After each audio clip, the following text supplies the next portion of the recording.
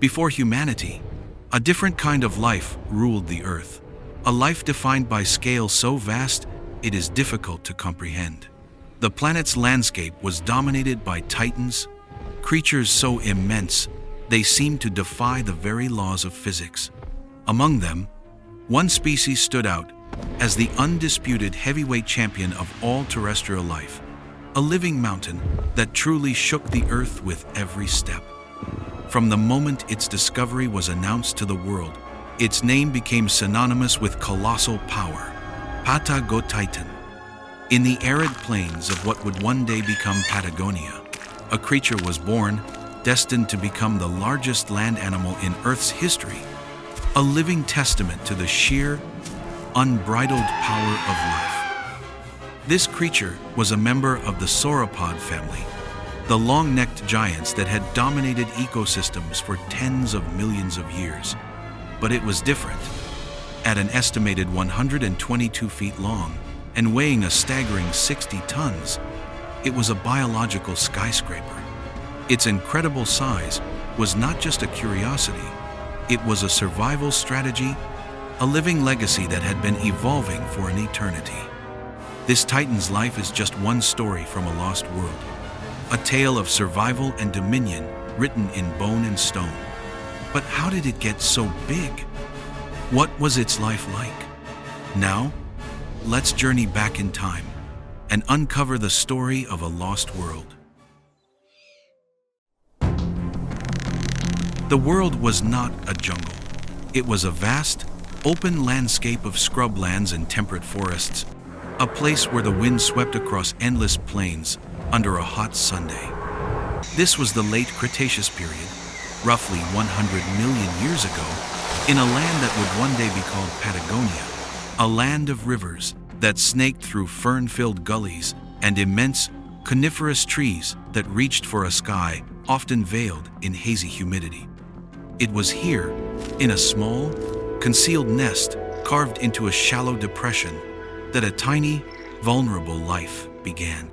The Patagotitan hatchling was no bigger than a small dog, its skin a delicate, mottled green to blend in with the dense undergrowth. It was one of dozens, perhaps as many as 50 or more, that had emerged from eggs no larger than a cantaloupe. The sheer number of eggs was a desperate gamble against overwhelming odds. The nest was a chaotic swirl of tiny bodies, each one pushing and stumbling over the others, their wide eyes taking in a world far too immense for them to comprehend. A soft, continuous murmur filled the air as the hatchlings called to one another, a sound that was a mix of distress and wonder. Survival was a brutal, daily challenge. Their parents, colossal mountains of flesh and bone, were nowhere to be seen. Like many sauropods, they had likely laid their eggs and left, their immense size making it impossible to protect and feed so many young. For the hatchlings, the world was a treacherous place, a landscape of looming shadows and sudden, terrifying movements. A carnosaur, perhaps a smaller, more agile megaraptoran, could devour an entire nest in minutes. The tiny Patagotitan's senses were on high alert, its body coiled with the instinct to freeze at the slightest rustle of leaves or the shadow of a passing pterosaur. Even the environment itself was a threat. A sudden flood could wash away the nest, and a prolonged drought would leave the young without the soft vegetation they needed to eat. The humid air, thick with the buzz of ancient insects, could feel suffocating. Yet, in this precarious world, our young hero took its first wobbly steps, each one a minuscule triumph. It nibbled on low-lying ferns, a diet of soft greens that would fuel its incredible growth spurt. It learned to follow the others, its tiny frame lost in the crowd, a strategy of safety in numbers. They were a moving carpet of life, a collective consciousness of survival. This first phase of its life was a race against time.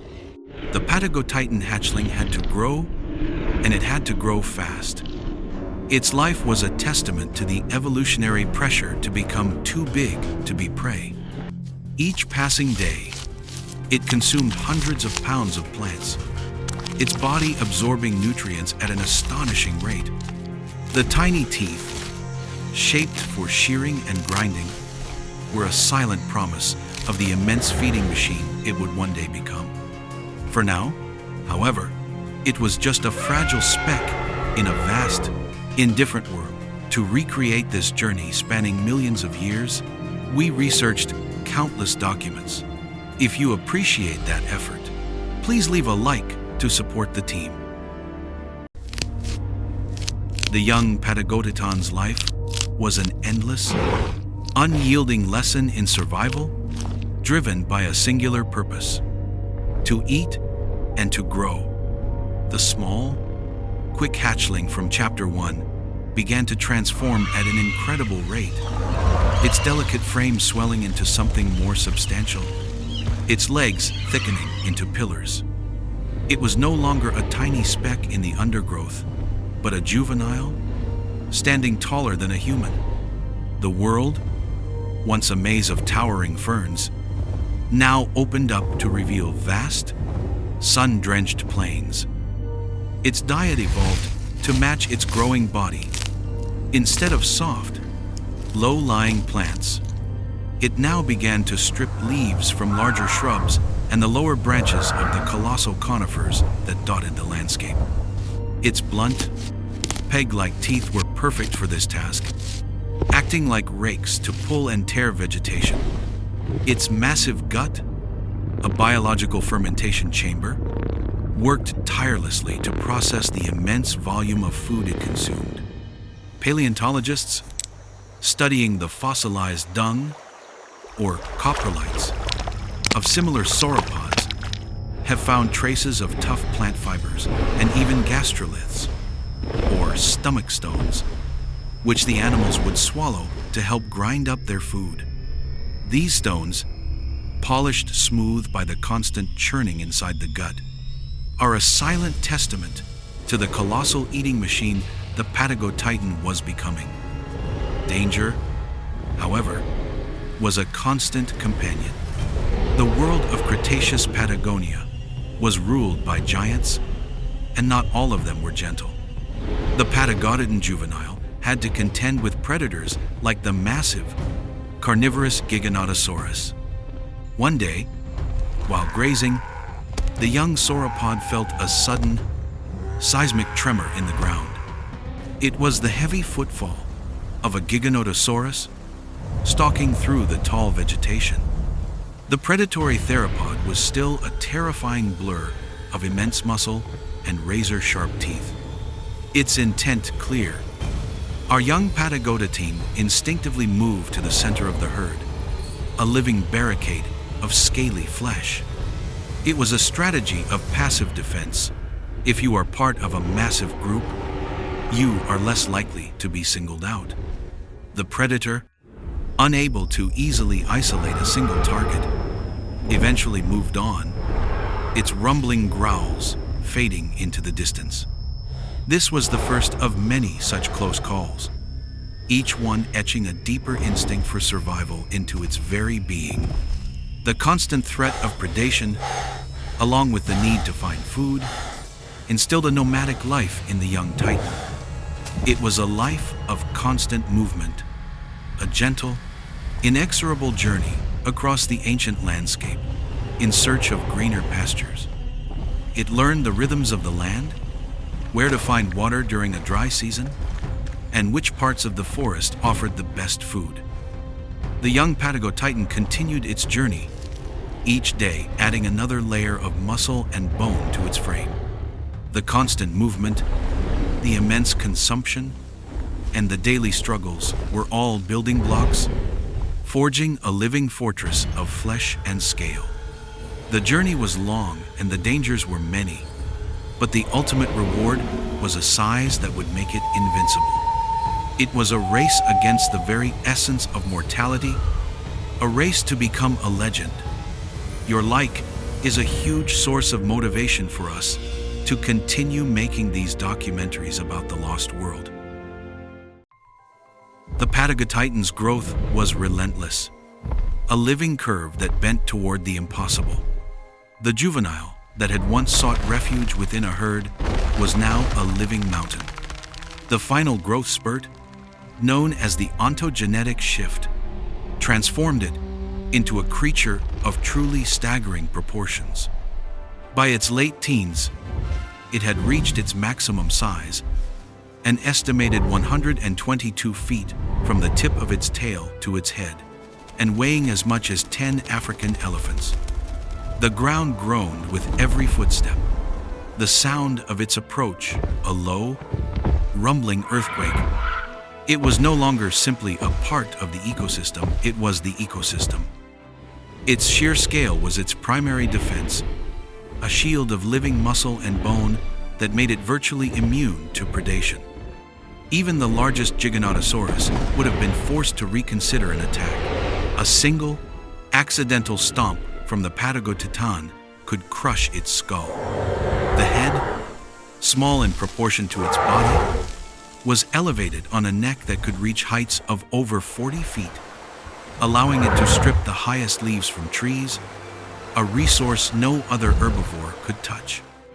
This massive reach was its ultimate weapon, giving it access to a constant supply of food that was a prerequisite for maintaining its incredible metabolism. But life for the Patagotitan was not a solitary existence. Although its immense size meant it had no natural predators, it still lived within a social structure. While the exact dynamics are a matter of ongoing debate, evidence from trackways' fossilized footprints suggests that sauropods often moved in herds. These living communities provided safety for the young and a collective knowledge of the landscape. They would travel vast distances in slow, deliberate migrations, their immense shadows moving like clouds across the plains. These journeys were a testament to their deep connection to the land, their existence tied to the cycles of seasons and the availability of food and water. The Patagotitan's role in its environment went beyond simply being a giant herbivore. Its immense size and constant need to eat shaped the very landscape around it. As it moved, it would clear large swaths of vegetation, creating clearings that could be colonized by different plant species. Its colossal droppings, rich in nutrients, fertilized the soil, allowing new life to flourish. The Patagotitan was not just a diner, it was a gardener, a landscaper, a force of nature that cultivated the land as it walked. It was a living, breathing testament to a world governed by an entirely different set of rules, where size itself was the key to survival and dominion. What brought you to your passion for dinosaurs and the prehistoric world? Please share your story. We would love to hear it. The years passed like slow, seismic shifts, and with them came the subtle, creeping signs of age. The Titan's skin, once taut, was now crisscrossed with deep wrinkles and scars from a lifetime of rubbing against trees and scraping against rocks. The sheer weight of its body began to take its toll, and a chronic, dull pain settled into its joints. It was the final, inevitable adversary for a creature that had been too large to be prey the slow, inexorable march of time. One season, the rains were a little late, and the temperate plains became hotter and more arid than usual. The herd, driven by instinct, began a long migration to the greener, more humid forests to the north. But our Titan, burdened by its age and the strain of the long walk, began to fall behind. Its massive body, once a source of strength, was now a leaden anchor. The herd moved on, their collective survival taking precedence over the plight of a single individual. Alone for the first time in its life, the Patagotitan was forced to confront the world on its own terms. The final adversary did not come in the form of a predator or a natural disaster. but from within. A deep, unseen infection, perhaps from a festering wound or a corrupted tooth, began to spread through its body. Its immense metabolism, once its greatest ally, now worked against it, fueling the sickness and sapping its strength. Its footsteps, once a thunderous beat, became weaker, more hesitant. It found a small, secluded grove, a familiar place where it had once rested as a younger animal. It was here, surrounded by the same cycad plants and immense ferns that had witnessed its birth and growth, that its long journey would end. The final moments were not dramatic. There was no epic battle, no volcanic eruption. It was a quiet, almost mournful fading away. The Titan lay down for the last time, its colossal weight settling the ground. The rumble of its heart, a rhythmic drum that had beaten for a century, began to slow. Rain began to fall, a gentle, washing sheet that softened the sounds of the prehistoric world. The last breaths were shallow, almost imperceptible. A solitary figure against a vast, indifferent sky, the Patagotitan finally became still. Its body, once a symbol of unshakable power, was now a silent monument to a life of dominion and struggle. Its death was a final, quiet testament to the cycle of life, a conclusion to the saga of a true ancient ruler. The Titan's reign had ended, but its story did not disappear. It was written into the earth, waiting millions of years for us to find and retell it. As the immense body lay motionless, the slow, patient work of preservation began. Scavengers, from tiny insects to large carnivores, picked clean the flesh, and the mighty skeleton settled into the soft, muddy ground. Over eons, layers of sediment silt, sand, and ash built up, compacting under the immense pressure of a changing world. The bones, rich with calcium and minerals, were slowly replaced by stone, their very structure becoming a fossilized replica of their former selves. The once living Patagotitan was now a time capsule, a silent record of a life that had long since passed. This incredible transformation from flesh to stone is the bridge that connects us to this lost world. The discovery of this particular Patagotitan skeleton was a monumental moment in paleontology, a finding that literally rewrote the record books for the largest animal to ever walk the planet. In 2014, in the Chubut province of Argentina, a local farmhand spotted what he thought was the tip of a large bone. That small observation led to one of the most significant paleontological digs in history. The discovery of 6 separate skeletons, including the one we have followed today, provided scientists with an unprecedented amount of data. It was this evidence that allowed for the scientific calculation of its staggering 60-ton weight, confirming that Patagotitan truly was the largest of its kind. Its bones, now resting in a museum, are the final, silent testament to a life of struggle and dominion, a single, epic story from an age when giants truly ruled the earth. The existence of this awe-inspiring creature reminds us of the incredible scale and diversity of life that has existed on our planet and how much there is still left to uncover. Its legacy is a reminder of the greatness and fragility of life and the enduring power of discovery. Patagotitan's life is just one of countless forgotten epics. To discover more authentic biographical stories you won't find anywhere else, hit subscribe and join us on our next journey.